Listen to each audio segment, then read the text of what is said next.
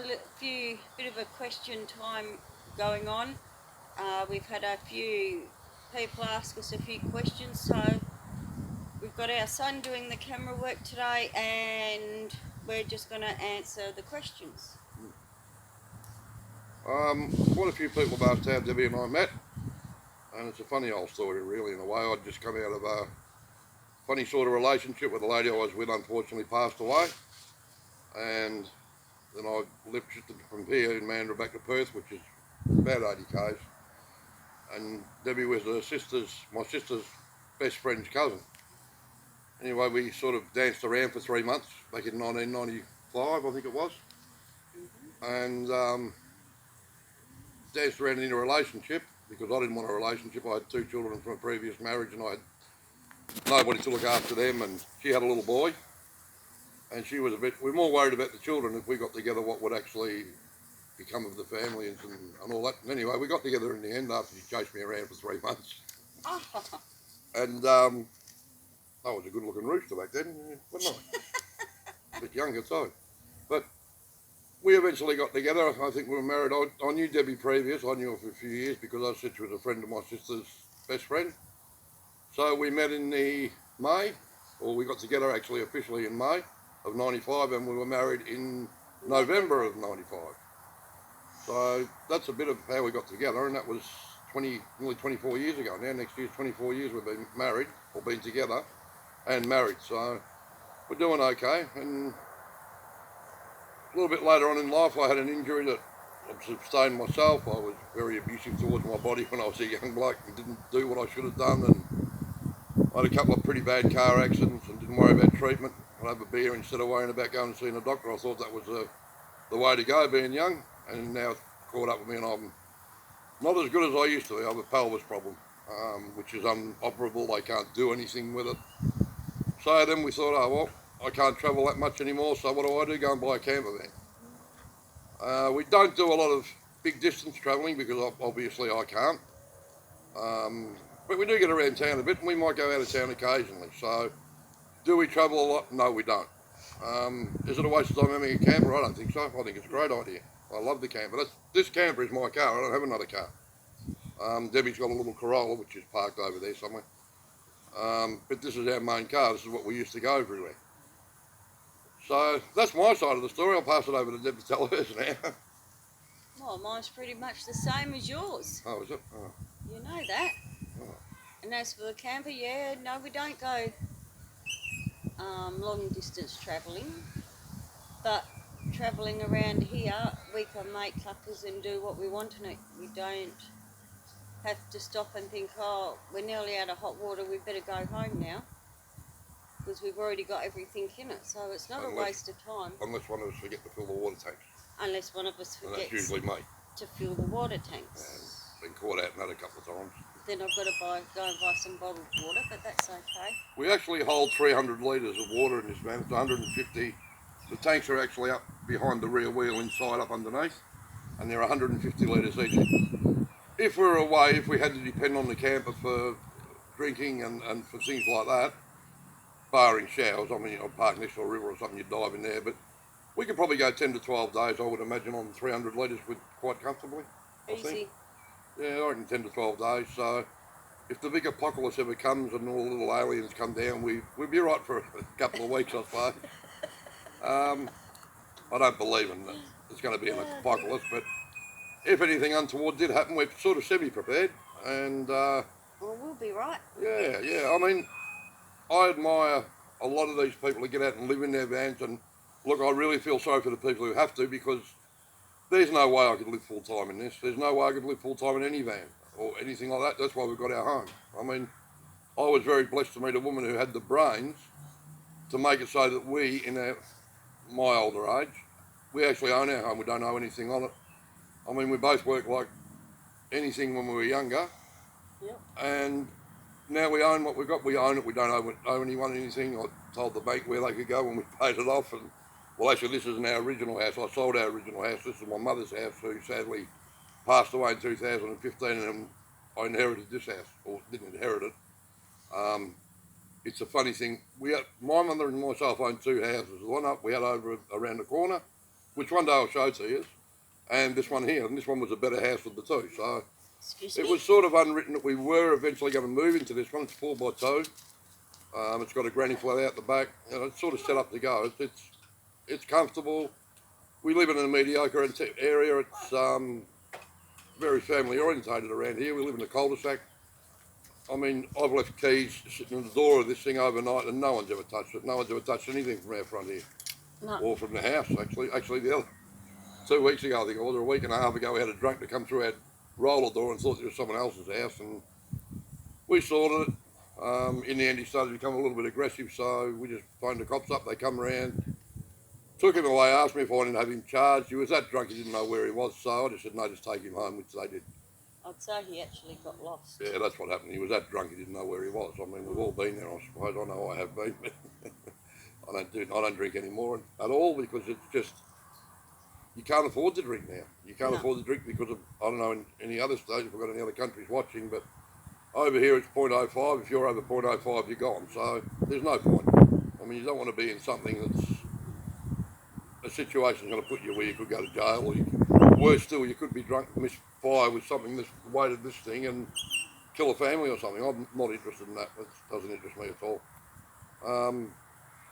So no, we just bottle along. We go away, as you see in our videos. We might pop down to the marina or down to the ocean, and if there's anything anyone wants to see down here or anything interesting, just leave a bit of a note down below, and we'll, if we can accommodate you, we will.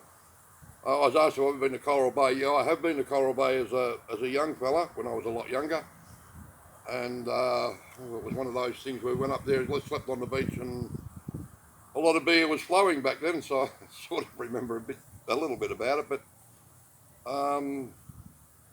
yeah, I've been pretty much up north and down south, and I've gone all over the country. I mean, it takes, if I was to take this across, and this has been across Australia, say from here to Sydney and back, it'll take you the best part of probably 2 weeks. It's in this thing it'll be 3.5 days, I reckon, from here to Melbourne or from here to Sydney, and probably 4 to 5 days from here to Queensland, because that's way up north on the east coast. We're on the west coast here. If you have a look at your maps, Perth, you'll see Perth. If you've got a nice detailed map of Western Australia, if you look just south of Perth on the coast, you'll see Mandurah. That's where we are. So, yeah, this is just a little bit about ourselves. We're not going to put anything personal over there. We don't believe in dramas. I mean, I watch YouTubers, I'm sure that you all do, and you see the dramas on there. And I mean, I've got nothing against anybody. I watch Camo Dave's channel and get a good giggle out of it. I mean, I think CC is a really good person to watch. I've watched her. RV Rebel Girl. RV Rebel Girl. RV Joey. Yeah, RV Joey. I watch them all. I think they're all in their own respects, they're very good. But sometimes you've got dramas, but you just take those with a pinch of salt. I mean, dramas are dramas. You're going to have them wherever you go. I mean, I've got 4 kids that live home here, and they won't go. But we certainly know what drama's all about. But yeah, you just take it with a grain of salt and move on. But I mean, YouTube has certainly opened my eyes to a lot of things, and especially in other countries, like typically it's dominated by the US, and that's fair enough too.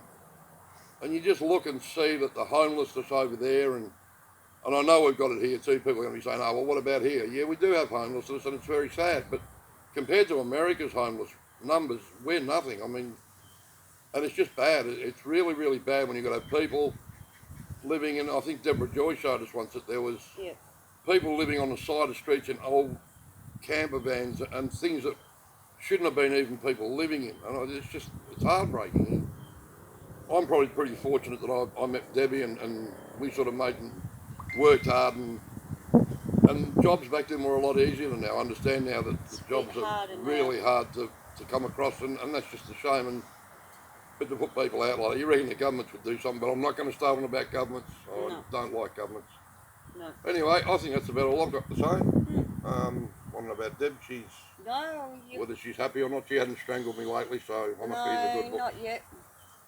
Okay, so I suppose this is a bit of an outro to what Debbie did today. I haven't even seen that yet. So you might notice that Debbie does most of them. Well, I've got a little bit of a dental problem at the moment, and it's a bit embarrassing for me, but you know, I've got to get on. I mean, you take me warts and all. That's as simple as that. You know, if you don't like it, you know, or if I say something's a little bit offensive, you got to remember I'm 60-year-old. I'm old school. I don't. What's written there? I don't believe in all this political correctness. I don't have a go at any other race, creed, religion, or anything. But if someone stuffs up and I don't care what colour they are, what religion they are, I'll let them know. I don't care. And I'll let them know in a big way that they've stuffed up. You know, I mean, there's no need for it. Anyway, I think I've rattled on long enough. Yes. Well, you can close it all off then. Anyway, guys, thanks for watching the video. Hope you enjoyed it today. Just a little bit, showed you a little bit from where we sit during the day to the north and south of what we see. Don't forget to like, share, subscribe, give us a thumbs up, and stay safe, and we'll see And you. we're a little bit short on subscribers. It's sat on 23 for the last month.